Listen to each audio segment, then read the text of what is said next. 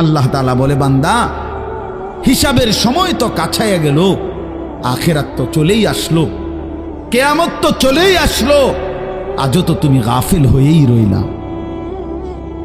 40 বছর হয়ে গেছে, 1 বছর শেষ হইছে, এভাবে বুঝি নাফরমানিতে পড়ে রইলা বান্দা। 365 দিনে কোনদিন ছেলেরা তোমরা যারা ফজরের নামাজ পড়ো না, তুমি বলো না বাপ এত শক্ত এত পাষাণ কেমনে হয় না?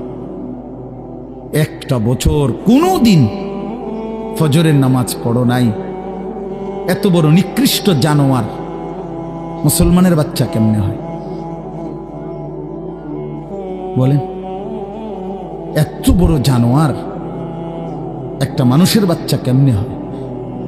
এটা কি পরিমাণ হাইওয়ান, এটা কত বড় হাইওয়ান, এটা কত বড় জন্তু, কত বড় পশু।